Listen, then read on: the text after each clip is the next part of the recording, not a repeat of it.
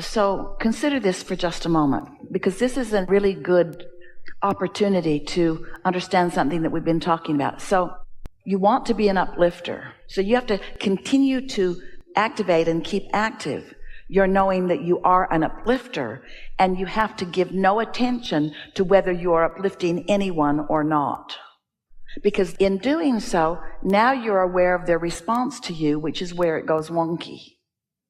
You have to leave their response to you out of it, because that's on them. And only do it for your response to your own desire.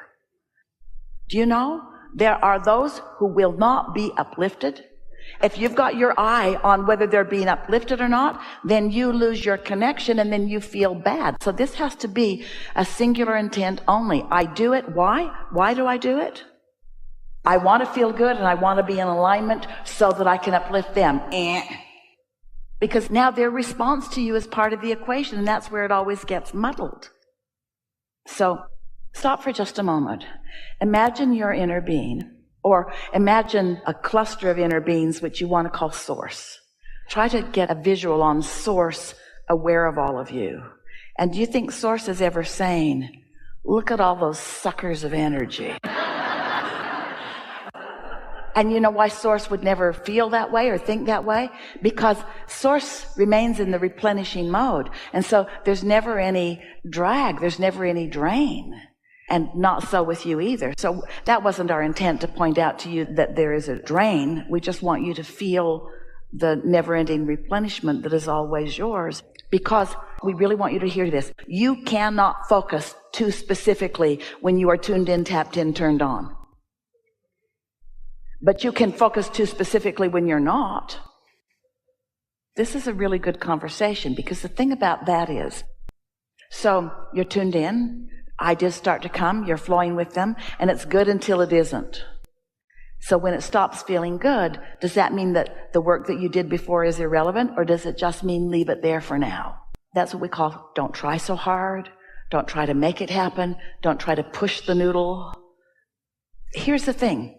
If you've let it get to anxiety, then there's nothing for you to do in the moment, because everything you try to do to get rid of anxiety will cause more anxiety. That's why we say, let's get out ahead of it. Don't fall in the hole and then try to climb out. Stay away from the hole. That's what we mean by getting out ahead of it. Be nicer to yourself. Give yourself more time. Do the things that soothe you most. Don't get depleted and then try to fix it. Do the things that encourage the opposite of depletion, which is renewal and replenishment. Find a time to meditate and do more basking and get off to yourself and let yourself daydream. Because if you're out ahead of it, more momentum can happen. But if you've caught yourself in resistance and you try to fix it, the momentum follows the resistance rather than the allowing. Does that make sense to you? Whatever's most active within you, that's the direction that it's going to go. A while back, and Esther demonstrated it for friends the other day, we encouraged Esther to take a piece of paper and in one corner write something that was representative of good things she wants. And in the other corner of the paper, we asked her to put a symbol that was evidence or an indicator of things unwanted. And then we asked her to make herself a dot right in the middle of the bottom of the paper. And then we asked her to just begin daydreaming.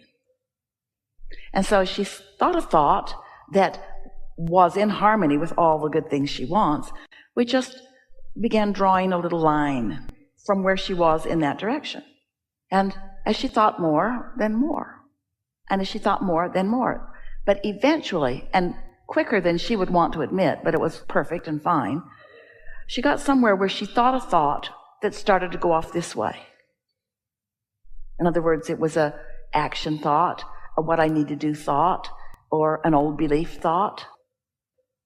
But because she had some momentum already going that way, in the moment that she started to go that way, she caught it and then thought a better thought about that, and off she went again. And then another thought sort of tried to take her over there, but she caught it and thought a better thought, and off she went. Now, this is another way. In other words, you can, if you're in a good feeling place and you are sensitive to the way you feel, You can think the thoughts deliberately. You could meditate and get tuned in, which would lead you to blissful thoughts. And then you could receive an idea that just feels really good. And for a moment in time, you could be right there. But what trips you up is you don't want to just be there in energy or in emotion. You want the manifestation. And in the moment that you begin the efforting, that's when you begin moving in the other direction. If we could convince you that everything you want is because you want to feel good in the having of it, then if you could let the feeling good be the singular intention that you have, not uplifting the world, not fixing things that are broken, not making the world a better place, but just having a really good time being the bright light that you are. Yeah? We're not for a moment asking you to discard those thoughts. It's wonderful to get an idea about what you want to do. So we're not suggesting for a moment that when those thoughts come, that you shouldn't pursue those thoughts. Satisfaction comes from one place and one place only. Having an idea of what you want and moving in the direction of it. All we're asking you to be more aware of is when you are being a dream killer to your own dream. That's all. Don't be practical about your dreams. Because when you're practical about them, you try to put pieces in that you don't have yet. You are practical. You are humans. And it's the thing that Esther is most focused upon, not focusing upon these days. It's the thing that she's most focused upon, not focusing upon. She wants to jump into action too soon. Because the dream doesn't feel like it's enough, but it is. The dream is enough. And if you can dream it and it's enough and dream it and it's enough and dream it and it's enough and dream it, it's enough, it will demand things of you that you can't not give it, but they will be things that are in harmony with the dream. The impulse will be so strong that nothing could keep you from following that. And that's the difference between receiving the thought and trying to think it into place. Did you get that? So good. What we're wanting Esther to understand means don't be so practical so soon. Every desire needs work on resistance. The problem is the work on resistance just makes the resistance more. So rather than work on resistance, what you're wanting to work on is more allowance, which is finding ways to feel better about the desire. So let's talk about something real. The other day, Esther was visiting with some friends, and they went on a day journey, just a few hours, up into the Rocky Mountains. So Esther set herself up in that she's pre-paved, in that she imagined a nice day, and it was. And she imagined lots of fun and laughter with her friends, and there was that. When that moment of ecstasy came, it was just momentum. There had been no subterfuge to the momentum, which just meant, I like this, I like this, I like this, I like this, I like this, I like this, I like this, I like this, I like this, I like this, I like this, I like this, I like this, I like this. And soon there is a crescendo that just takes your breath away. And you feel like the most blessed and the most loved. But most people don't do that. Most people say, I like this, not that so much. I like this, not that so much. I like this, I could do without that. And so the momentum doesn't build to that place of ringing your bells in that way. Does that make sense to you? Now that's just an example of a few hours in a car together. But your whole life is that way. This is good, this isn't. This is good, this isn't. This is good, this isn't. The subject here is the subject of momentum. Esther translates into some of her old-fashioned vocabulary that many of you may not even be able to relate to. It's like priming the pump. Priming the pump. Did you ever prime a pump? Sometimes you have to suck on a hose to get it going, and then once it gets going, then... So, priming the pump, or get out ahead of it. Segment intend. Look for positive aspects. You cannot be practical,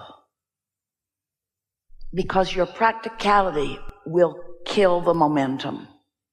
That objectivity, that practicality is, I really want more money, but I don't have enough right now. I really want more money, but my family never had enough money. I really want more money, but my job just doesn't pay enough. I really want more money, but so there's not an allowance of the laws of the universe to help you out.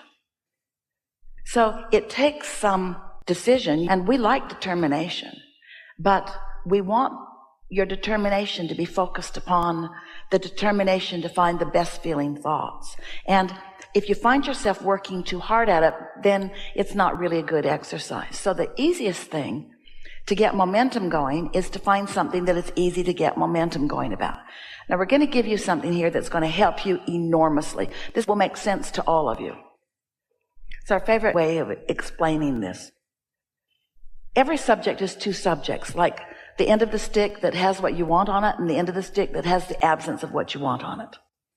I want more money is one end of the stick. I don't have enough money is the other end. So let's say that that's not the only stick in the pile. There's the money stick, there's the relationship stick, there's the way I earn my money stick, there's the friendship stick, there's the lover stick, there's the where I live stick, there's all this bundle of sticks. And let's say that you've decided that you're going to identify and isolate feeling good on the money stick.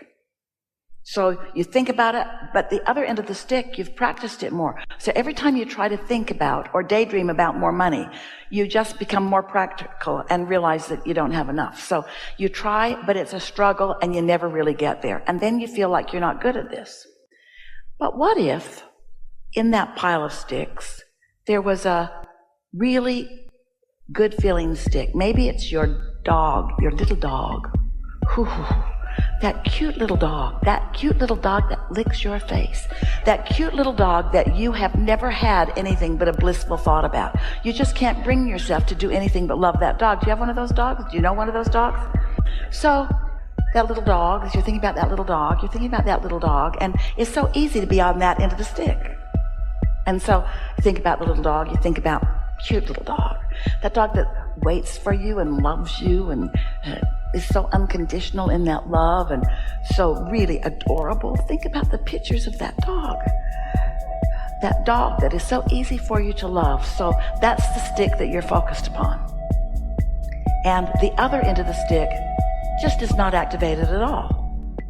By activating that end of that stick, you now have access to that end of all of those sticks. Now you might jump to the money stick, in which case you'll go to the other end. But it takes a minute.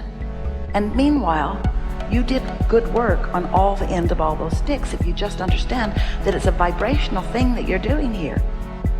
You're tuning yourself to this end of the stick, which is to say you're tuning yourself to positive expectation, which is to say you're tuning yourself to the way your inner being looks at all your sticks, which means you're tuning yourself to pure positive energy, which means you're tuning yourself to being in the receiving mode, which means you're tuning yourself to being in the vortex, which means you're tuning yourself to being a vibrational match to what's in your vortex. You see what we're getting at? So don't be practical. Take the path of least resistance. What is the easiest stick to feel good about? Whatever it is. And before you know it, you'll feel good about just about all the sticks. And if you're like most humans, you'll still focus on the problem stick. You don't need to, so it works the other way too. Maybe you've got this pile of sticks and you're feeling pretty good about them. You like your house, you like your mate, you like your job, you're doing really good. You just don't like that one neighbor. Well, you know, you could focus on the neighbor or the barking dog that lives with the neighbor. You could focus there, and before you know it, you've activated the other end of all of your sticks, because that's the way tuning is, you see.